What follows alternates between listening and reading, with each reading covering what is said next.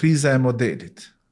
Ne jetojmë në një kohë kur me të vërtetë është e dukshme kriza e modelit i cili duhet të ndiqet apo duhet të pasohet. Ne sot e shohim se si rinia me të madhe i ndjekin disa modele që nuk ja vlen që të ndiqen, madje ndoshta sipas bot kuptimit islam janë të ndaluara që të ndiqen.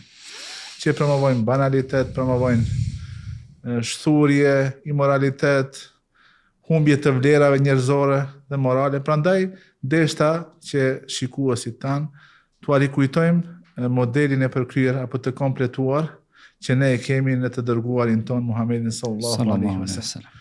Si që ceket edhe vetë, dhe më thënë, sidomos në kohën tonë me shtimin e interesimit të trive, apo kyqjes së tyre, po them të rejten edhe më të më shumëve, në rrjetet sociale, ka bë që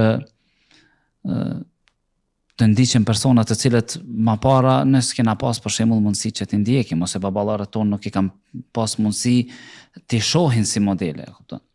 Por para se të ndalë këtë, kisha pas shef të qartësoj një çështje, ajo është natyrshmëria e njeriut. Natyrshmëria e njeriut është që të ketë dikën për model.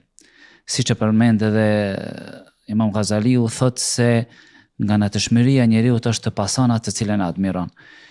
Dhe më thonë, kjo duhet qartësohet se shpesh herë njerëzit e mohojnë se pasojnë dikan, a kupton? Mendojnë se ne jemi origjinal, ne jemi ato që kemi vetë krijojmë bot kuptimin, por në realitet në çdo aspekt të jetës. Realisht jo vetëm në, domethënë në veshje, jo vetëm në mënyrën se si flet, jo mënyrën e komunikimit, jo mënyrën se si duket, jo në mod, të cilët mund ta themi se janë ndoshta edhe janë të imponuar për të rinj tonë. Më thonë, unë sot nuk veshem si ndoshta e kisha imagjinu të veshem vetë, po veshem se çka më ofrohet në treg, dhe çka është, domethënë, trend.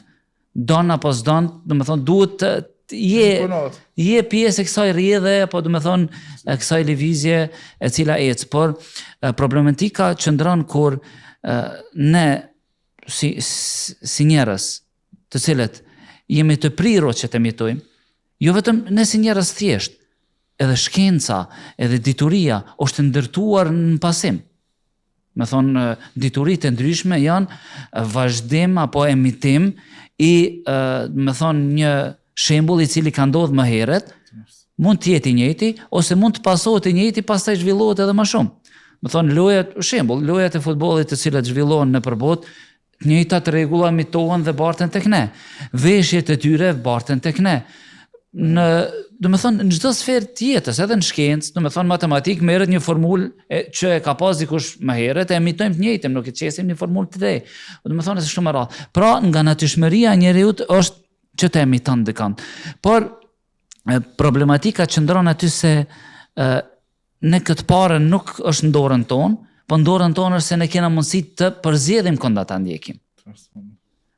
Tamam, nga natyrshmëria është dukem si dikush, të qethem si dikush, të veshem si dikush, por ku lind ai dallimi, ku ndahen rrugët, ndahen se kush është ai dikushi, ose kush është ai personi të cilën e kom përzjedh që ta kem model në jetën time, që ta, i shef fëmijët tan, i shef të rinjt tan, për shembull, frizurën atyre, më njëherë e shef se i ka 2 viza, ose ka një vizë, ose ka një shenjë.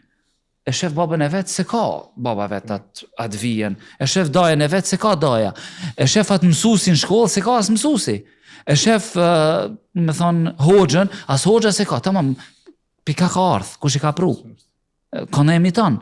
Dhe kjo është çështje e cila duhet, mirë të përqendrohemi në atë, sepse, na ka ardhë një model, ma para thome, e kena imitu, po, e kom imitu dikon që i cili ka qenë më i madh se une, ndoshta ka qenë më i njohshëm se unë kam qenë klasë 2, ai ka qenë klasa 4, unë e kam marrë si model, ama tash të fëmia klasën 3, 4, 5 nuk e merr modelat klasës 6, e merr, atë lojtarin, atë këngëtaren, vajzat e kështu me radhë,